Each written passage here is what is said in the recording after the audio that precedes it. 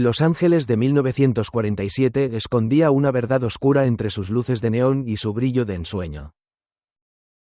Era una ciudad donde la fama se mezclaba con el vicio, donde los sueños de gloria podían convertirse en pesadillas. Y fue allí, entre las sombras de una urbe que nunca dormía, donde un crimen macabro selló para siempre uno de los misterios más escalofriantes de la historia criminal de Estados Unidos: el asesinato de Elizabeth Short, la joven que sería conocida como la Dalia Negra.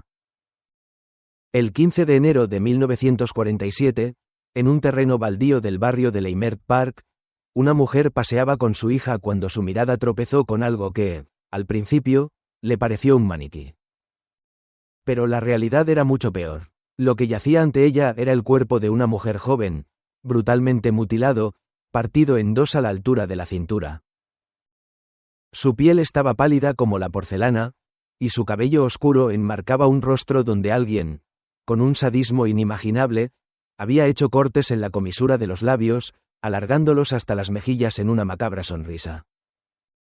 Esa mujer era Elizabeth Short, una aspirante actriz de 22 años, originaria de Boston, que había llegado a Los Ángeles persiguiendo el sueño del estrellato. Pero su destino había sido otro. Su cuerpo no solo había sido cercenado con una precisión quirúrgica, sino que también mostraba signos de tortura. No había una sola gota de sangre en la escena del crimen, lo que indicaba que la habían asesinado en otro lugar antes de abandonarla allí, como una macabra exposición. El crimen conmocionó a la opinión pública. Los periódicos sensacionalistas bautizaron a Elizabeth como la Dalia Negra, inspirados en la película La Dalia Azul, y en su costumbre de vestir de negro. Rápidamente, su imagen se convirtió en un símbolo de la corrupción y el lado oscuro del sueño americano. La investigación se convirtió en un laberinto de sospechosos y teorías perturbadoras. La policía interrogó a cientos de personas, pero ninguna pista llevó a un culpable definitivo. Los informantes hablaban de un hombre con conocimientos médicos, alguien que sabía cómo cortar un cuerpo humano sin dañar los órganos. Algunos sugerían que su asesinato había sido obra de un cirujano trastornado, un doctor que jugaba con la vida y la muerte. Los investigadores también se toparon con algo inquietante. Varias cartas anónimas comenzaron a llegar a los periódicos. Estaban escritas con palabras recortadas de revistas y firmadas por alguien que aseguraba ser el asesino. En una de ellas, se incluía la libreta de direcciones de Elizabeth, su certificado de nacimiento y fotografías personales, como si el asesino quisiera burlarse de las autoridades. Uno de los sospechosos más infames fue el Dr. George Odell, un médico adinerado con una vida plagada de escándalos. Años después, su propio hijo, Steve Odell, un ex detective de la policía, afirmó haber encontrado pruebas que implicaban a su padre. Entre ellas, una fotografía que se parecía extrañamente a Elizabeth y grabaciones secretas en las que George Odell decía frases perturbadoras como: «Supongamos que la maté. No pueden probarlo». Pero George Odell no fue el único sospechoso. Otro nombre que surgió durante la investigación fue el de Leslie Dillon, un bellboy que tenía un inquietante conocimiento de los detalles del crimen y que, según algunas fuentes, pudo haber estado involucrado en más asesinatos. También se investigó a Mark Hansen, un empresario del mundo del entretenimiento que conocía a Elizabeth y cuya dirección figuraba en la libreta que el asesino envió a la prensa. Sin embargo, una de las teorías más escalofriantes sugiere que Elizabeth Short pudo haber sido víctima de un asesino en serie desconocido.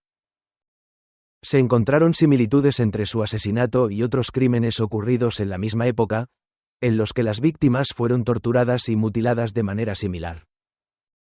Algunos investigadores creen que un homicida meticuloso, con conocimientos médicos y una oscura fijación por el sadismo, pudo haber estado operando en Los Ángeles durante años sin ser descubierto. A medida que avanzaban los años, más detalles turbios salieron a la luz. En la década de 1950, con el caso ya frío, se especuló que el asesinato de Elizabeth Short podía estar vinculado con otros crímenes similares en la zona, lo que hacía sospechar de la existencia de un asesino en serie.